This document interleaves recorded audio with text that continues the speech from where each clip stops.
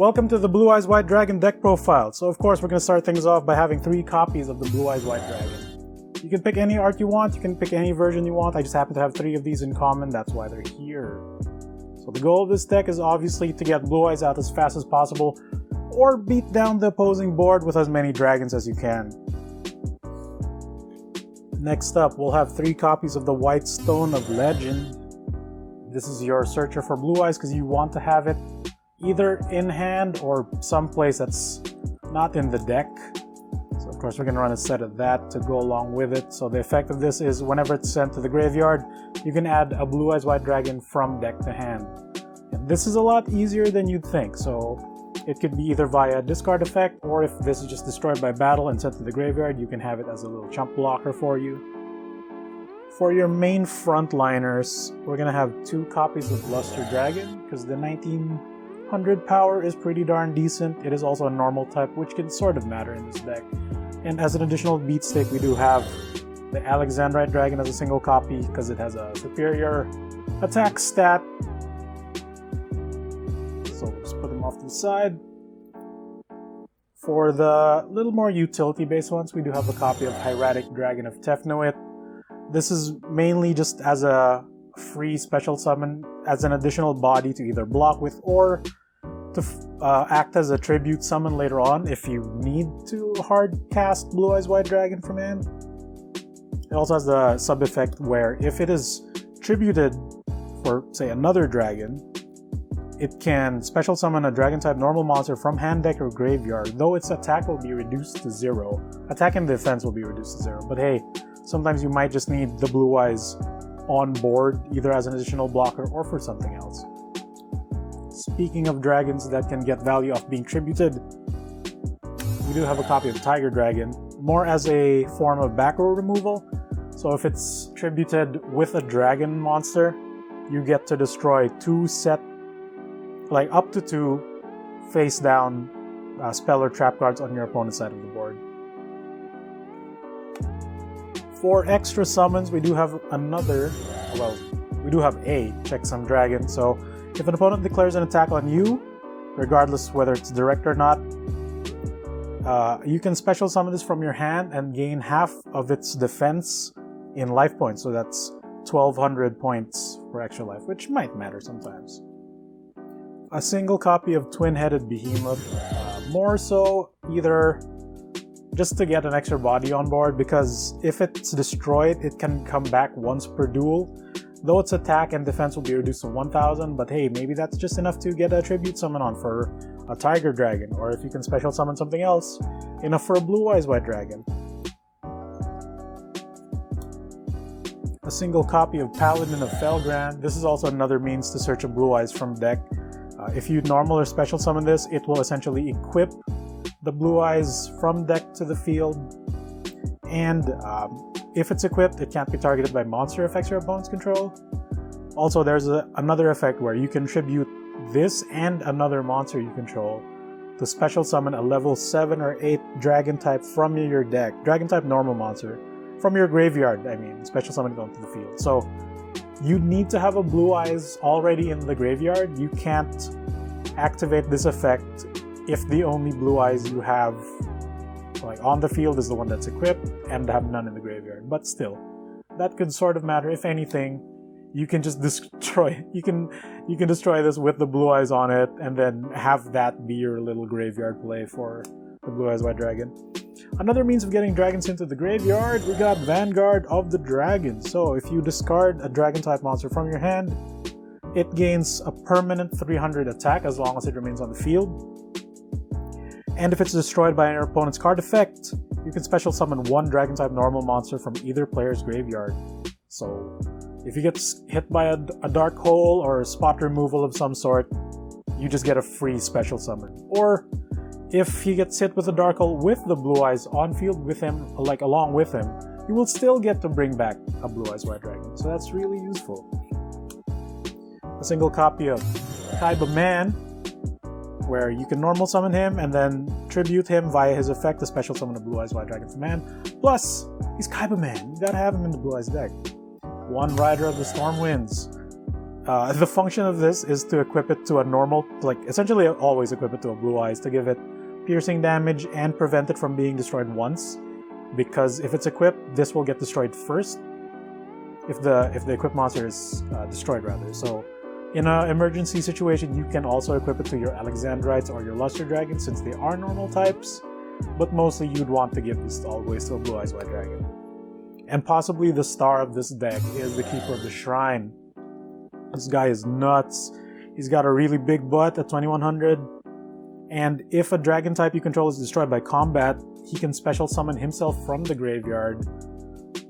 And if the destroyed dragon happened to be a normal type, you can then return a normal type dragon monster from your graveyard to your hand. So ideally, I would obviously like it be a copy of Blue Eyes White Dragon. If this gets destroyed somehow, this gets sent to the graveyard, triggers Keeper, Keeper comes back, and since the destroyed monster was a Blue Eyes and is a normal type, you can then return this to your hand. And Keeper of the Shrine also acts as a double tribute for dragon type monsters. So just tribute a single copy of him, bring this down, and the cycle continues. This thing is really hard to get rid of in this particular little battle deck that I came up with. Onto the spell package, we do have possibly one of the stronger engines in this, and this a single copy of Dragon Shrine. So you can send a dragon type monster from your deck to the graveyard. If it's a normal type, you can send another card to the graveyard. So ideally, the combo would be activate this, send this to the graveyard, which will trigger the secondary effect, sending Keeper of the Shrine to the graveyard, essentially turning on protection from dragon type, like from your dragons getting destroyed. But if you just want to have a Blue Eyes in hand, say for another type of play, you can send a Blue Eyes to the graveyard and then send one of the white stones to the graveyard, which will then search a copy of Blue Eyes from deck to hand. Just one, though. But that is some of the plays you can do with this. This is really good. If you get this turn 1, stuff can happen. And as a means of cheating Blue Eyes cards out really fast, we have a single copy of Ancient Rules, which lets you straight up special summon a Blue Eyes White Dragon from your hand to the field, and a copy of Silver's Cry to essentially get one of the Blue Eyes that you threw away to the graveyard via Dragon Shrine or Vanguard of the Dragon and whatnot, and just put it immediately onto the field with this. It's a quick play too, so you can set this and activate it on your opponent's turn for any spicy plays. For the removal package, we sort of have, well, this is conditional removal, but Soul Exchange lets you use an opponent's monster as a tribute substitute for your own. So if you're stuck with one monster, you can't get a second on board, but your opponent also has one monster that you just can't deal with, you can tribute one of theirs and one of yours to bring out a Blue Eyes White Dragon. Though you do skip your battle step, it might be enough just to get the problem out of the field. And Tribute of the Doomed is our other spot removal. Discard one card to destroy a monster on the field, and the discard could be your Whitestone of Legends and whatnot, or Keeper of the Shrine even, so that's pretty solid removal. When it comes to dealing with your enemy's spells or traps, we do have a single copy of Mystical Space Typhoon, MST, and Stamping Destruction, because we do run dragons, so this might work, and the 500 damage might matter. Also, there are some plays that you can do where popping your own back row cards could be beneficial, which we'll get to later. One of our only real Blue Eyes payoffs outside of its, being a gigantic engine of destruction, we do have a single copy of Burst Stream of Destruction, which will destroy all monsters your opponent controls, keeping your board safe.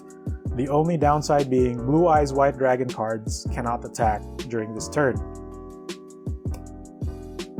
For our draw package, we have quite a few draw cards. So we have Shard of Greed, we have Card Destruction, Pot of Duality, and Supply Squad. So Shard of Greed, I believe, came with the starter deck, so that's why I'm putting it here as a small include, since Pot of Greed itself is banned in almost every format. Card Destruction is just, it's kind of a gamble really, because you discard your own hand as well, but there are benefits to discarding your own hand, like maybe discarding Whitestones of Legends or Keeper of the Shrine, or if your hand is just dead, you can use this to also disrupt whatever your opponent has. Like, of course, they might draw into something better, but more often than not, you're disrupting something. Pot of Duality is here, just because it's a really good, like, big card. You look at the top 3. Excavate is, you're essentially revealing it to your opponent, but you can choose one, then shuffle the rest back into the deck. The only downside is you can't special summon the turn you activate this, so there is that. But hopefully you'll be able to pull out an answer that you desperately need. Supply Squad is here because your opponent is going to try to stop your dragons from dealing damage, which usually involves them getting destroyed. And Supply Squad is really resilient with the multiple draw effects. It is a once per turn per copy of Supply Squad, but your opponent will be more worried about your face down traps than dealing with this, unless, you know, it's already too late. The Dark Magician deck has a lot of banishing effects because, you know, the Keeper of the Shrine loop is there, plus the multiple ways to reanimate your Blue Eyes from graveyards. So we do have a way of getting banished cards back with the form of DDR, different dimension reincarnation. So discard a card, then target one of your banished monsters, any banished monster that you control, and then just put it on the field. And, well, it's in attack mode, but usually you most want to have a banished Blue Eyes come back and hopefully finish the game off for you. Finally, for our spells, for our spell package, single copy of Dark Hole, single copy of Monster Reborn. Just because, onto the traps, more removal. You have a copy of Raigeki Break to deal with anything. The discard is not really a bad cost because, again, we do have a lot of graveyard interaction. A Ring of Destruction, just to possibly deal with a big problem if your opponent is in the lead. Of course, if you're in the lead, then this isn't really much of a problem. But hey, the other deck does have a Buster Blader, and if that comes down early, it needs to be dealt with as soon as possible. Secretzo Armor to deal with any attacking body. Fiendish Chain to deal with the other monsters aside from Buster Blader. The other deck has Dark Magician of Chaos and Blackluster Soldier Envoy at the beginning. So negating their effect and preventing them from attack is very important. Castle of the Dragon Souls is probably your only means of pumping up your boys, at the downside of having to banish a dragon from your graveyard. But again, we do have a means of getting a dragon back that was banished. Also, if this is destroyed, you can special summon any of those banished monsters too. So say you just need one more dragon to finish things off, and you haven't spent your Stamping Destruction or Mystical Space Typhoon, just use it to destroy this and get something back. Or if it's face down and your opponent thinks it's something like a Mirror Force maybe, or a Secretzo Armor, you got him. So flip it up. If you happen to have a monster you can target, banish something big, like maybe a Blue Eyes that had already died. This gets destroyed, boom, guess who's coming back? And for the final two cards, just a single copy of Call of the Haunted and Mirror Force, just because they're staple cards, and hey, they played this in the old anime, so we will too. So that's it for the Blue Eyes White deck dragon profile. Again, these two decks that I'm going to talk about are balanced against each other. The Blue Eyes can go really fast turn one if you happen to draw really well. And even if you don't, there are a lot of means to find the cards you want, like binning copies of Whitestone, finding the single copy of Dragon Shrine to turn essentially the Keeper of the Shrine loop on, etc, etc. So yeah, I find that this is a really fun deck to start learning the game with, and I hope you enjoy it.